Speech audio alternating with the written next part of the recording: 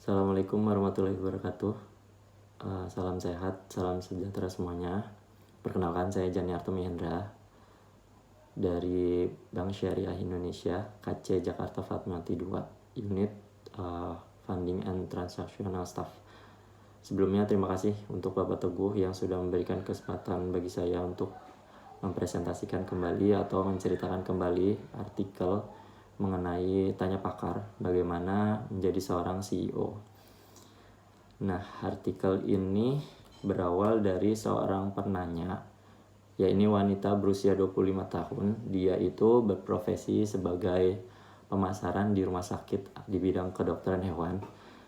Nah, dia itu sambil kuliah dia bekerja. Nah, setelah dapat gelar sarjanahnya itu, dia diberikan amanah atau diberi pangkat semacam naik jabatan ya, memegang beberapa rumah sakit terutama di bidang kedokteran hewan. Dari sini dia berangkat ingin terlihat menonjol dibandingkan dengan rekan-rekan eksekutif lainnya. Dia ingin diberikan saran bagaimana sih agar supaya menjadi pimpinan yang kompeten, bagaimana sih menjadi seorang pimpinan yang bisa dilihat oleh rekan-rekannya. Kemudian ada dua ahli di sini yang menjawab dari pertanyaan wanita tadi, yakni Sally Brown. Dia itu mantan dekan sekolah manajemen Kellogg University Northwestern. Kemudian ada yang kedua Paul Lenwan. Dia itu direktur pelaksana global untuk strategi dan pertumbuhan yang digerakkan oleh kapabilitas di strategi dan bisnis konsultan strategi PwC. Nah, latar belakang di sini adalah dari kedua ahli itu kebanyakan yang mereka ketemui seperti wanita yang tadi ya, young professional dan MBA student, memberitahu bahwa mereka ingin menjadi seorang CEO atau pemimpin. Nah, yang paling banyak yang mereka temui itu adalah orang-orang yang memiliki dampak. Dampaknya seperti apa sih? Berangkat dari latar belakang tadi, ada dua pertanyaan penting. Ini pertanyaan umum dulu ya. Apakah Anda memiliki motivasi dan fokus yang diperlukan untuk perjalanan kemungkinan makan waktu puluhan tahun? Nah, dari sini dua ahli tadi mengambil data di Amerika itu, terutama di perusahaan besar, usia untuk CEO dan CEO baru yakni 54 dan 48 tahun. Ini meningkat 5 tahun selama satu dekade terakhir. Jadi sebelum satu dekade ini, umur seorang CEO itu lebih muda 5 tahun dibandingkan umur yang tadi saya sebutkan. Faktornya apa sih? Nah, jadi para petinggi-petinggi atau pemilik perusahaan itu mereka melihat faktor terutama itu faktor pengalaman yang dimiliki seorang CEO.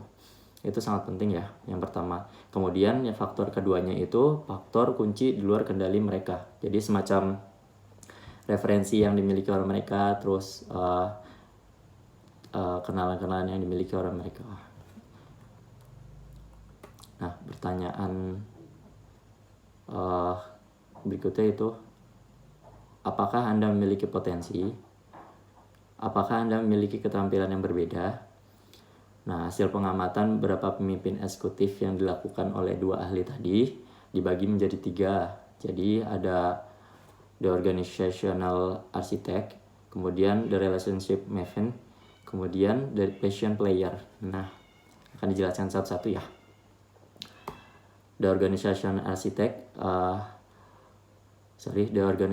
architect atau bisa disebut dengan pemecah masalah. Nah, tipikal dari pemimpin ini yaitu membangun sebuah tim dan struktur organisasi, sistem dan proses dengan pengembangan dampak yang sangat luar biasa.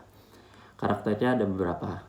Yang pertama, pemimpin tipe ini dia menciptakan infrastruktur organisasi. Nah, dia jadi membaca situasi pasar yang dimana dia ingin unggul di pasar di bidangnya atau di pasar perusahaannya. Kemudian dia bisa menciptakan produk-produk baru. Jadi dia tidak monoton dengan satu produk atau 2 atau 3 produk. Jadi dia selalu ingin berinovasi dengan produknya. Kemudian dia sangat menjalankan hubungan baik dengan relasi-relasinya. Karakter yang kedua itu visioner. Dia bisa melihat atau membentuk seorang untuk masa depan. Jadi dia nggak cuma melihat cara pasarnya aja ya, jadi sumber dayanya pun dia persiapkan untuk masa depan untuk memimpin perusahaannya itu juga. Kemudian dia bisa menjadi seorang perancang, menciptakan pimpinan baru dan berdampak besar. Nah, yang keempat adalah secara naruli ya. Dia bisa memikirkan sistem, proses, dan struktur pelaporan. Kunci sebagai pimpinan tip ini adalah dia tidak meniru, dia memecahkan masalah, dan ada dukungan referensi data berupa identifikasi, menjelaskan ide-ide, kemudian menyelaraskan anggota tim. Lanjut ke tipe yang kedua, the passion player atau berpikir yang kedua itu the relationship maven yang atau biasa disebut dengan manusia biasa. Dia ini memiliki tipikal yang bisa membina hubungan dan bantu orang lain berkembang. Jadi layaknya manusia biasa aja sih sebenarnya. Ada beberapa karakternya. Yang pertama, dia itu menyenangkan. Nah, dari menyenangkan ini dia bisa mengumpulkan teman-teman atau relasi-relasi yang bisa dia ajak nantinya untuk menjalankan sebuah organisasi. Kemudian dia memiliki kesungguhan yang menular. Kesungguhan menular ini adalah dia membangun kepercayaan. Kemudian dia membangun niat baik dengan rekan atau mitra.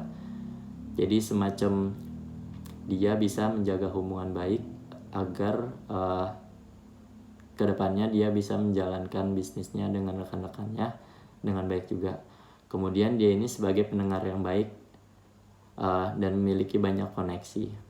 Jadi layaknya manusia biasa aja ya, kayak sesama teman kita bicara, kita ketemu, dan nanti muncullah ide-ide untuk berbisnis bersama, misal seperti itu. Nah, kuncinya untuk menjadi pimpinan tipe ini adalah membuat catatan cermat tentang orang yang ditemui dan menemukan cara menambah nilai secara timbal balik dari waktu ke waktu. Oke, lanjut ke the passion player atau berpikir besar. Nah, tipikal yang ini sudah sangat jelas ya. Jadi dia mengerti tujuan apa yang akan dicapai dan mengapa, intinya begitu. Kemudian ada beberapa karakternya, menyelesaikan masalah dengan skala besar, yakni dalam artian seperti masalah sosial global atau ya yang bisa diambil contohnya lagi yang mengenai dunia medis, itu berdampak sangat besar. Kemudian dia mencapai sesuatu secara signifikan. Kemudian dia pakar mendalam di bidang tertentu. Yang terakhir, dia ini sebagai orang yang sangat berani mengambil risiko. Itu udah pasti ya, karena dia harus memecahkan masalah yang cukup besar gitu. Nah, ini berarti apa sih untuk Anda gitu? Ini sih sebetulnya sebagai saran bagaimana Anda bisa melihat diri Anda. Mana yang cocok buat Anda gitu. Jadi dapat dilihat dari mengidentifikasi dan mengatasi sebuah potensi dalam diri Anda. Kemudian bagaimana mengumpulkan orang untuk menjalankan bisnis. Itu mungkin bisa dilihat dari diri Anda sendiri ya. Entah dari Anda sendiri yang melihat atau dari rekan-rekan Anda. Itu nanti bisa dinilai dari situ. Nah, poin pentingnya apa sih? Ada 2 poin penting di sini. Yang pertama adalah pemimpin terbaik, yakni pemimpin yang menciptakan pengaruh kemanapun dia pergi, dari hal kecil bertahap menjadi hal besar. Yang kedua adalah diperhatikan oleh orang karena komitmennya terhadap keunggulan dan pengaruh, bukan sebuah ambisi. Terlepas dari hal tadi itu, dapat disimpulkan bahwa setiap dari kita itu adalah seorang pimpinan, entah untuk pimpinan diri sendiri atau untuk pimpinan yang paling kecil. Misal kalau kita sudah berkeluarga, misal sebagai suami harus memimpin seorang istri, dan sebagai istri memimpin anak-anaknya, seperti itu. Cukup sekian Pak Teguh dan rekan-rekan semuanya. Terima kasih atas waktunya dan sudah mendengarkan atau menyaksikan atau melihat. Semoga bermanfaat untuk kita semua. Assalamualaikum warahmatullahi wabarakatuh.